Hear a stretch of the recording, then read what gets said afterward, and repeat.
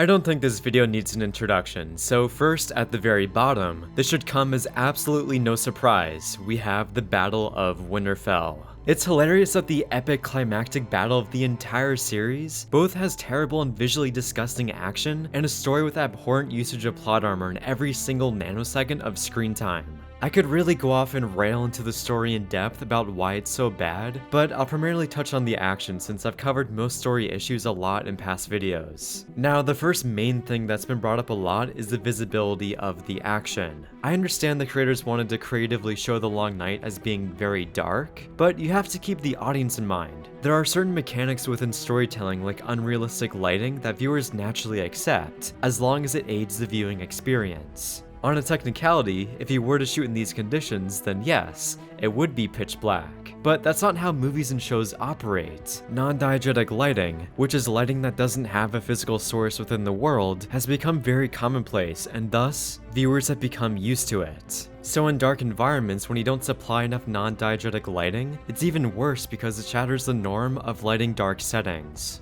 Not to mention there being a lot of fog and smoke that makes things even harder to see. So that's the visibility side of things, which still feels a bit rough even with the extra lighting later on. Then we have the action side of things. To me, what makes action so entertaining is complex and great choreography that shows off the immense skill of the character at hand. In the Battle of Winterfell, there's only like 2 scenes in the entire episode that have long-form choreography. Almost everything is just quick cut action where we only linger on a character for a few seconds as they cut through a couple whites. In small doses this is fine, so that you can instill a sense of chaos, but when most of the action is like this, it becomes very tiring. In large-scale battle sequences, you need to follow a given character for a decent amount of time so that the action is more comprehensible. We can view the action from one continuing perspective instead of quickly trying to cover every single base. Lots of large-scale action set pieces do this, and an example I'll use is Helm's Deep since the creators already compared this battle to that one,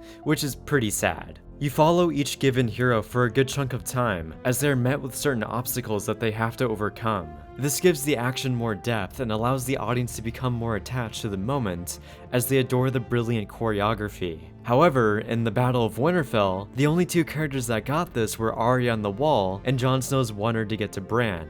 There are other small moments, but the battle feels more like they put an emphasis on quantity of moments over quality moments. I think a perfect opportunity to have more choreography would have been with the White Walkers entering Winterfell, because they have to go through the courtyard, which is where most of our characters are located. So having a fight between some of them, at least, would have been a major help to the overall action quality, instead of them being pinned against the wall perpetually surrounded by whites where they should have died a dozen times. So even the presentation of the action destroys any suspension of disbelief because they're always in scenarios where they should have died. So overall, those major action issues with other story issues like the brainless Dothraki charge, the terrible defensive layout putting the trebuchets in the middle of your army with no additional trenches, and the death of the Night King makes this my least favorite battle in Game of Thrones, which is really depressing. I'd love to do a scene-by-scene breakdown and go into all the numerous issues I didn't have time to dive into, but we need to get going. Second from the bottom, we have the Fall of King's Landing. Now, the special effects and the spectacle within this battle are honestly pretty great. It's really just the story that absolutely craters what chances of enjoyment I would have had within this battle sequence. Because if the story wasn't completely brain dead, then I'd probably really enjoy this battle. However, that isn't the case, and the massive elephant in the room is Dany's turn. I've already explained in many videos about why her arc was butchered here, the most recent one being the top 10 most ruined characters, so I don't want to spend a lot of time going over that again. Outside of Dany's arc, there's your usual flair of contrived writing and plot armor. The contrived aspect that really drives me up a wall whenever I rewatch this episode is the fact that the scorpions turn into incompetent weapons being manned by people who are mentally AFK. And I'm not talking about Dany destroying the fleet, which is a whole other issue since there are like 100 ships, and she could barely handle less than a dozen the episode before, but the entire city's defenses not even moving to shoot at her is unacceptable. When previously in the story you make it to where a man scorpion has the range and accuracy of a world-class sniper, you then can't make them comically ineffective. It just screams contrivedness. Then there's the other dumb points like Arya dying multiple times, and Euron teleporting to Jaime's exact position in space and time. So it's not just Daenerys snapping, which is what a lot of people assume what's wrong with this battle. Instead, It's a constant stream of dumb writing beats that sink this battle lower and lower.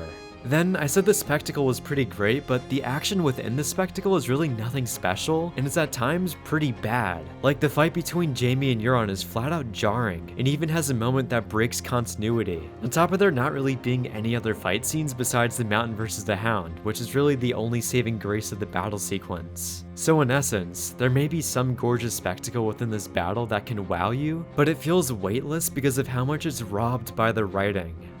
At number 8, we have the Siege of Meereen. Initially, I wasn't even thinking about counting this as a battle because of how fast and anticlimactic it was, but it technically counts. It's pretty crazy that this battle is smushed into the Battle of the Bastards episode. Like, you can really tell how fast David and Dan are rushing to try and resolve everything in Meereen so that Dany can head to Westeros. If anything, it feels like this battle should have had at least half of an episode on its own because it's literally the climax of a plotline that lasted almost 3 seasons. Let that sink in.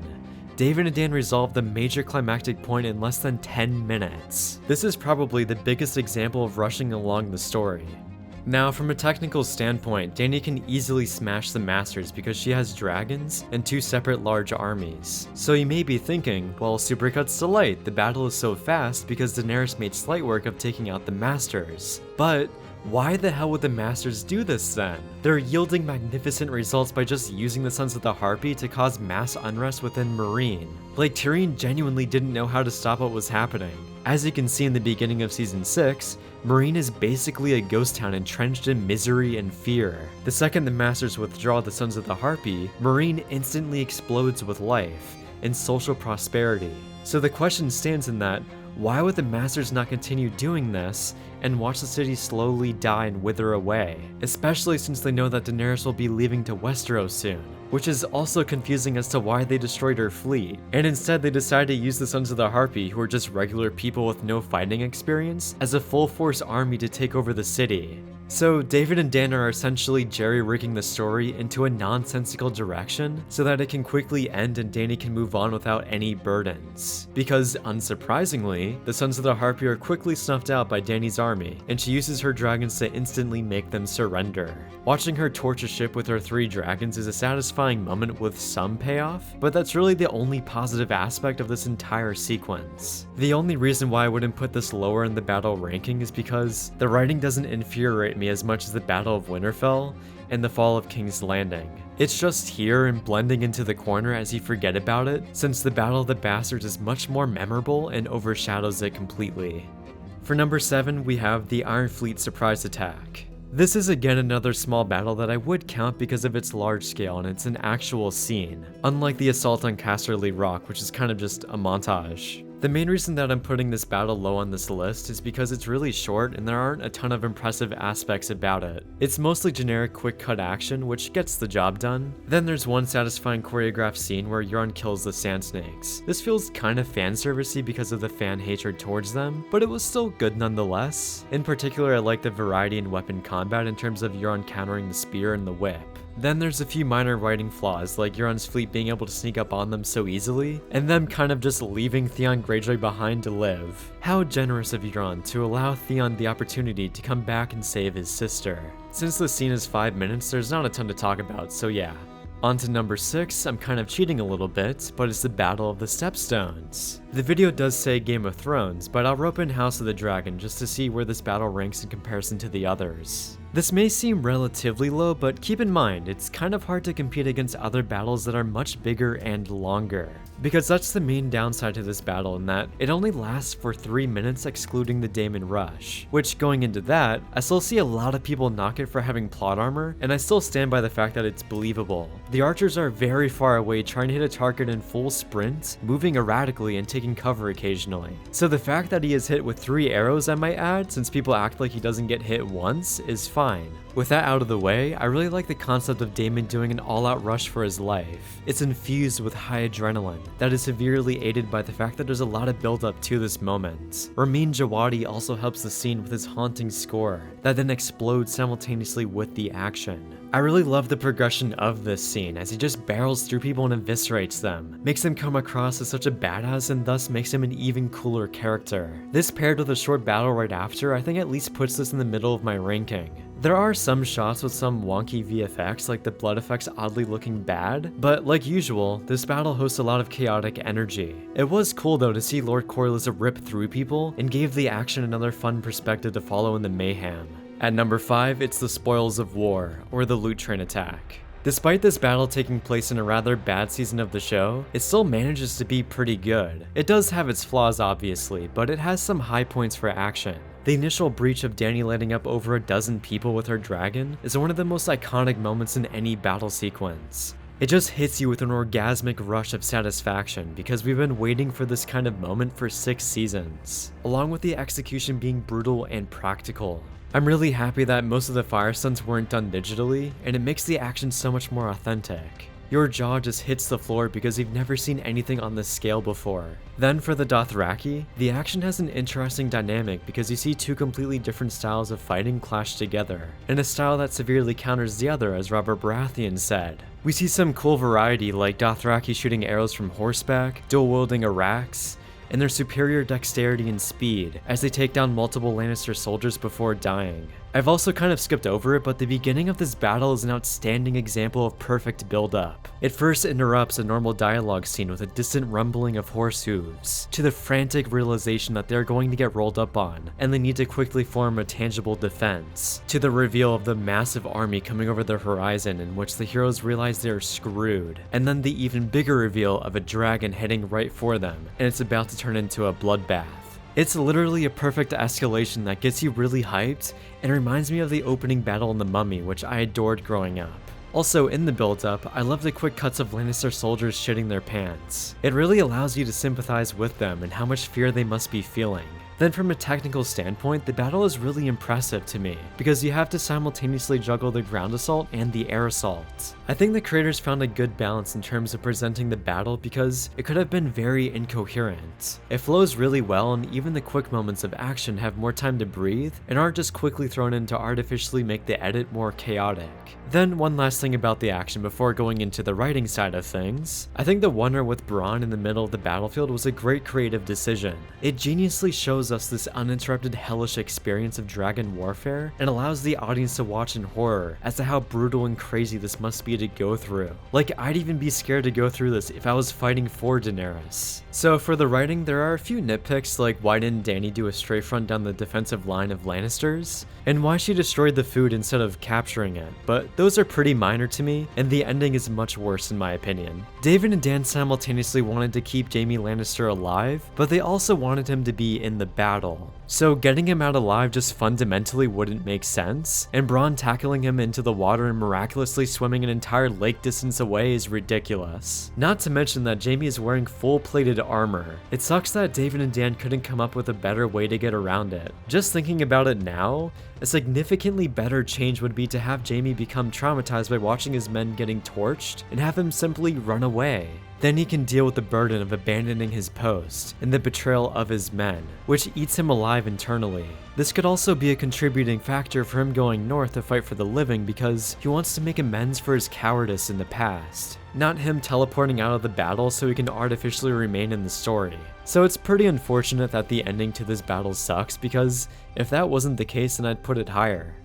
On to number 4, we have the Battle of the Bastards. Now, this may seem like heresy putting what's regarded as the best battle in the show at number 4, but hear me out. If it was just from the perspective of action, then this battle would definitely be higher. However, you have to also consider the story side of things, because that aspect drags this battle down like Jaime sinking to the bottom of the lake. There's sadly so many aspects wrong with this, like one of the main ones being Sansa not telling Jon about the Veil, which would have led to an easy winning strategy of having much higher numbers. Then another thing about this that people don't consider is that if Sansa confirmed earlier that she had their support, then most of the northern houses who were hesitant to join most likely would have, which would increase their chances of winning even more. Instead, David and Dan create a contrived sense of an underdog conflict for drama. The Veil magically arrive at the exact moment of Jon's defeat, and this may be a nitpick, but how would this large army even be a surprise to the Boltons? Is there no such thing anymore as scouts reporting on enemy movements? Like what happened to the times in the earlier seasons where Tywin and Robb would get constant reports on one another's armies. Hell, even Brienne escorting Jaime across the country got spotted by a random peasant. But now, armies enemies are teleporting around with literally no strategic or geographical depth. Then there's your obvious instances of plot armor of Jon becoming a god and surviving dozens of barrages and cavalry charges. With this critique, I'm not saying that I want him to die,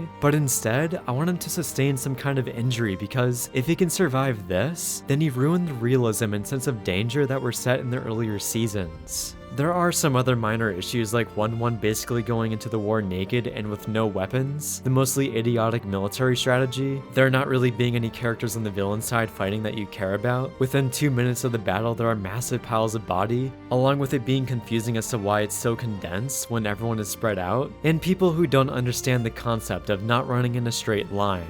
But hey, now that we got past that massive tsunami of dog shit, we can finally appreciate the gorgeous action on display. Because really everything is firing on all cylinders. The cinematography is breathtaking and establishes some of the most iconic shots in the entire series of Jon facing down an entire cavalry charge, the juxtaposing singles of Jon and Ramsay, the POV of an arrow barrage, the insane wonder with clever ways of hiding cuts in the chaos, and a brilliant top-down shot of Jon re-emerging as if he's being reborn, drawing genius parallels to Dany's ending in season 3. Fun fact, this moment wasn't actually planned, and was something that Miguel Sapochnik came up with the night before shooting. I also love the bleak, dour, and cold color correction for the overall episode. Looking specifically at the action, I think it's a good combination of frantic cuts with quick action supplemented with Jon's legendary wonder. It'd be nice if this section of the battle was a bit longer and we could see how Jon was surviving this chaos more, but it's still great nonetheless. The overall production value and what they were able to achieve with an $11 million budget is insanely impressive. This has become a golden standard of excellent VFX integrated with practical elements. If I were to pause this frame, you probably wouldn't be able to tell what's real and fake. But yeah, the entire battle is amazing from an action perspective, and it's really sad that it gets held back by the shoddy writing. At number 3, we have Hardhome.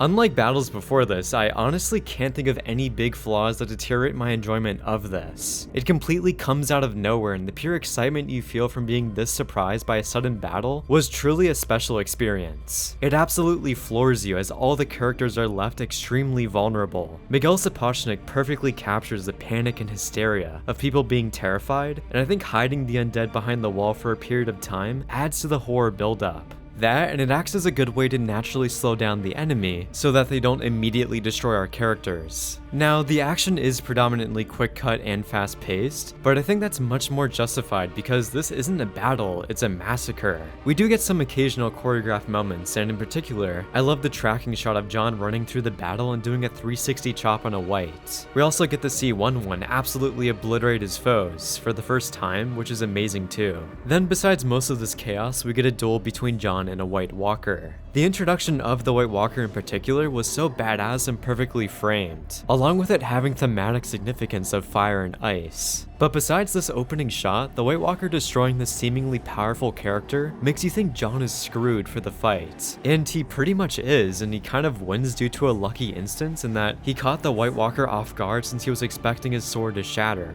This paired with a handful of magnificent moments like the undead barreling off the cliff, Carsey getting wrecked by white children, our heroes running together in unity with that great trio shot, and the wall falling down make this a consistently riveting action set piece. Not to mention the best ending to any battle sequence on this list being the iconic resurrection scene. So yeah, I came really close to putting this battle at number 2, but I feel like the next two have more to offer than Hardhome. For number 2, we have Blackwater.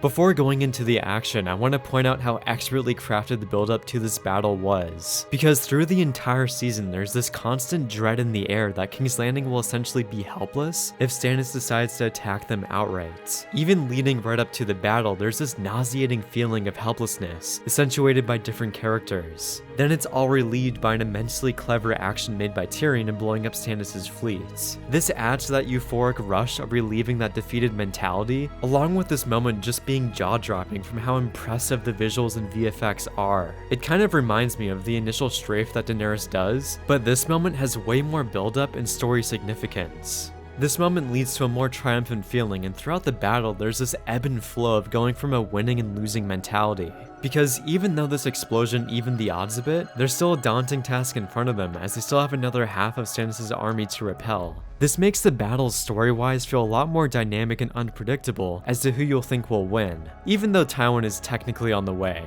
Then for the action, there's technically not a lot of it, and this is probably a bit of a budgetary issue, but what they captured was still good. They infused it with enough quantity of carnage to capture the essence of a crazy battle, interspersed with the Hound absolutely obliterating people. I honestly could just watch that for hours. The highlight of this battle to me, however, besides the explosion, is the great character work. Every major character here essentially has an arc of sorts between the Hound finally defecting and leaving, Joffrey wimping out and showing how much of a coward he is, and Tyrion rising to the occasion and becoming the savior of King's Landing, essentially dismantling all the hateful notions people made towards him. That kind of emotional rush for the character is so moving that you can't help but feel incredibly excited.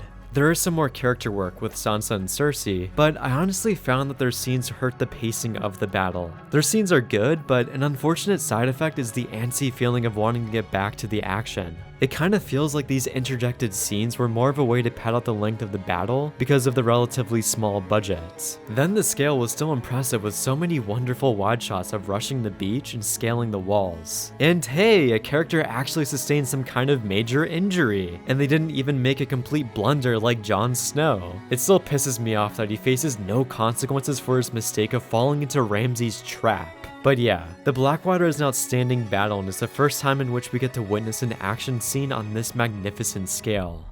Finally, at number 1, we have the Watchers on the Wall. This really shouldn't be a surprise because this was also my favorite episode. The Watchers on the Wall is perfect from every single aspect, whether it be scale, characters, action, choreography, story beats, acting, dialogue, the great setting and cinematography. It's all flawless. From a story perspective, the plot and characters are incredibly investing because this has been building up for multiple seasons. There are so much emotional stakes charged for each character, whether that be for Sir Alliser desperately defending his home and not wanting to be the first to fall to wildlings, the conflicted nature of Rose in that she's angry at Jon but simultaneously still loves him, or Jon being torn between killing these wildlings that aren't the enemy. It just feels like a tragedy for him in that he has to defend his brothers from people who should be their allies. So the story and characters in this battle make every scene thoroughly engaging because both sides are considered as the good guys. This creates a lot more emotional and story depth because the conflict isn't black and white. It's very complex and I like it more than future battles that are essentially just good versus evil. Then of course the action is hard peaking here, like the iconic wonder of the entire courtyard and longer take duels between different characters.